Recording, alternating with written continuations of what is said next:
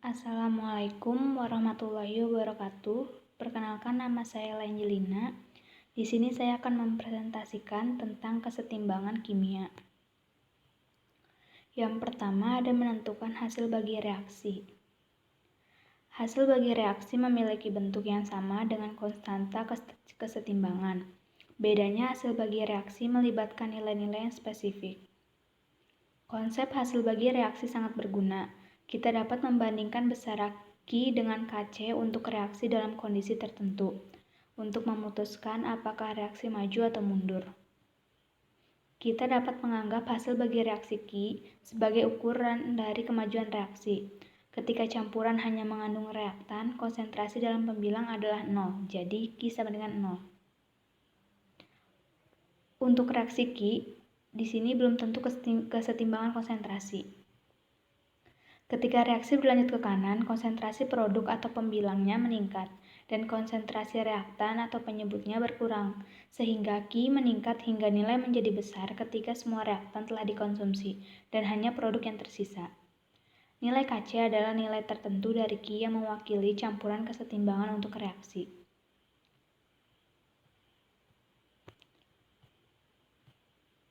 Di sini ada contoh soal hasil bagi reaksi.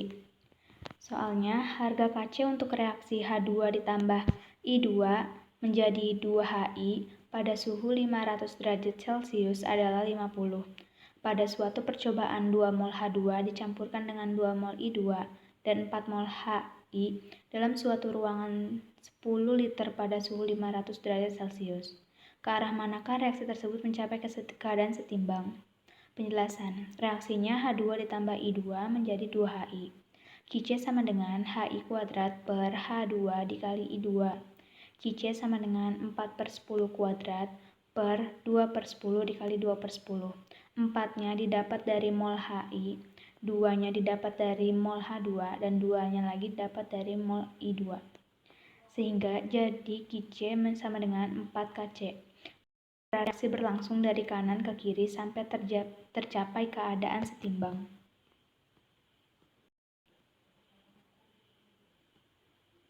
Berikutnya, ada hubungan Kc dan Q. Dalam reaksi kesetimbangan ada yang disebut dengan konstanta kesetimbangan Kc dengan suatu besaran Qc.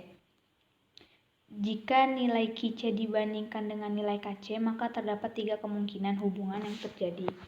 Antara lain, Qc lebih kecil dari Kc. Sistem reaksi reversibel, kelebihan reaktan dan kekurangan produk. Jadi untuk mencapai kesetimbangan, sejumlah reaktan diubah menjadi produk. Akibatnya reaksi akan berlangsung dari arah kiri ke kanan atau cenderung ke arah produk hingga mencapai kesetimbangan kimia. Yang kedua ada Qc sama dengan Kc. Sistem berada dalam keadaan setimbang. Laju reaksi baik ke arah reaktan maupun produk sama. Yang ketiga ada Qc lebih besar dari Kc. Sistem reaksi reversibel, kelebihan produk dan kekurangan reaktan. Jadi untuk mencapai kesetimbangan, sejumlah produk diubah menjadi reaktan. Akibatnya reaksi-reaksi akan berlangsung dari arah kanan ke kiri atau cenderung ke arah reaktan hingga mencapai kesetimbangan kimia. Ada faktor-faktor yang mempengaruhi kesetimbangan. Yang pertama, pengaruh konsentrasi, pengaruh volume, pengaruh tekanan, pengaruh suhu, dan pengaruh katalisator. Yang pertama, pengaruh konsentrasi. 1. Jika salah satu reaktan atau pereaksi di ruas kiri diperbesar konsentrasinya, maka kesetimbangan akan bergeser ke ruas kanan atau produk atau ke hasil reaksi, dan sebaliknya.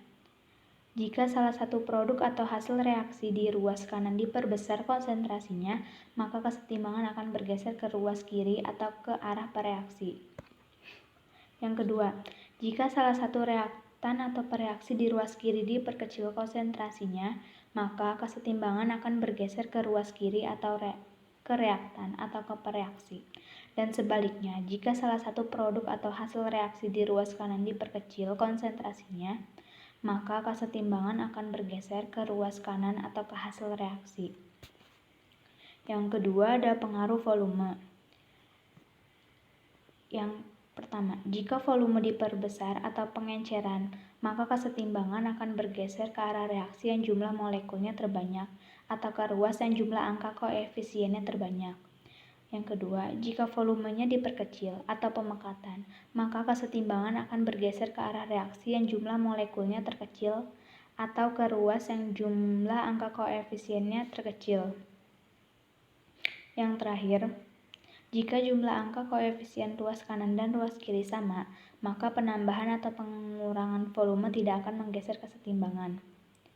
Angka koefisien untuk pengaruh volume untuk reaksi dari zat padat murni dan zat cair murni tidak mempengaruhi kesetimbangan. Yang mempengaruhi kesetimbangan adalah senyawa dalam bentuk larutan dan gas. Yang ketiga ada pengaruh tekanan. Pengaruh tekanan berlawanan dengan pengaruh volume. Kalau pengaruh tekanan diperbesar, maka kesetimbangan akan bergeser ke arah reaksi yang jumlah molekulnya terkecil atau ke ruas yang jumlah angka koefisiennya terkecil. Yang kedua, jika tekanan diperkecil, maka kesetimbangan akan bergeser ke reaksi yang jumlah molekulnya terbesar atau ke ruas yang jumlah angka koefisiennya terbesar. Yang ketiga, jika jumlah angka koefisien ruas kanan dan ruas kiri sama, maka penambahan atau pengurangan tekanan tidak akan menggeser kesetimbangan. Untuk pengaruh tekanan, angka koefisien reaksi dari zat padat murni dan zat cair murni tidak mempengaruhi kesetimbangan, jadi tidak dihitung. Yang keempat, ada contoh soal dari pengaruh tekanan dan pengaruh volume. N2 ditambah 3H2 menjadi 2NH3. Koefisien reaksi di kanan sama dengan 2, koefisien reaksi di kiri sama dengan 4. Jadi, bila pada sistem kesetimbangan tekanan diperbesar atau volumenya diperkecil, maka kesetimbangan akan bergeser ke kanan, dan sebaliknya. Bila pada sistem kesetimbangan tekanan diperkecil, volumenya diperbesar, maka kesetimbangan akan bergeser ke kiri.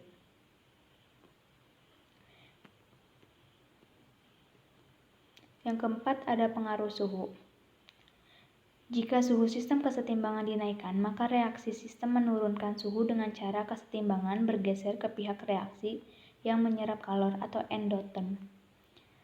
Yang kedua, jika suhu sistem kesetimbangan diturunkan, maka reaksi sistem menaikkan suhu dengan cara kesetimbangan bergeser ke pihak reaksi yang melepas kalor atau exotherm. Contohnya, N2 ditambah 3H2 menjadi 2NH3. Ini didapat delta H-nya sama dengan min 92,2. Jadi pada reaksi ini kesetimbangan akan bergeser ke kiri, karena reaksi dari kiri ke kanan adalah reaksi exotherm atau delta H-nya itu min. Maka reaksi endotermnya kebalikannya yaitu dari kanan ke kiri dan delta H-nya itu positif.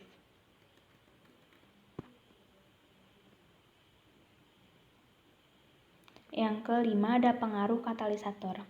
Dalam suatu reaksi kesetimbangan, pengaruh katalisator adalah mempercepat terjadinya reaksi, sehingga reaksi maju dan reaksi baliknya sama-sama bertambah kuat. Oleh karena itu, katalisator tidak mempengaruhi susunan kesetimbangan, akan tetapi mempercepat tercapainya keadaan setimbang.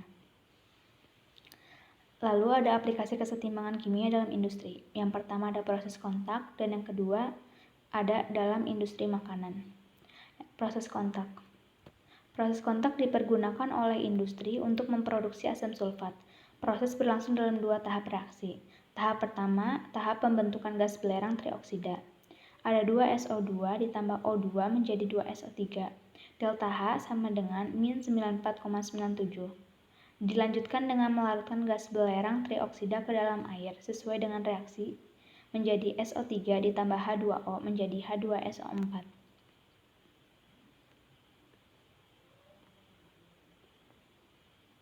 Belerang trioksida merupakan produk yang vital sebagai bahan pembentuk asam sulfat.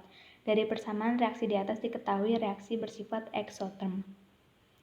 Reaksi lebih baik berlangsung pada suhu rendah, namun reaksi ini berjalan sangat lambat. Untuk mempercepat reaksi pembentukan belerang trioksida digunakan katalisator vanadium oksida atau F2O5 dan berlangsung pada suhu 400 derajat Celcius. Dan yang kedua dalam industri makanan. Dalam industri makanan, reaksi kesetimbangan juga berlangsung, seperti pada pembuatan tape dan minuman beralkohol. Pada prinsipnya, yang dipergunakan adalah ragi atau jamur.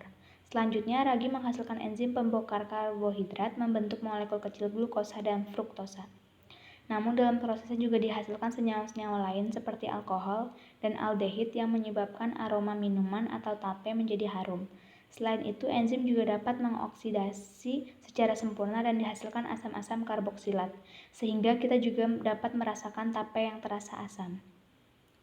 Sekian dari presentasi dari saya tentang kesetimbangan kimia, kurang lebihnya mohon maaf. Wassalamualaikum warahmatullahi wabarakatuh.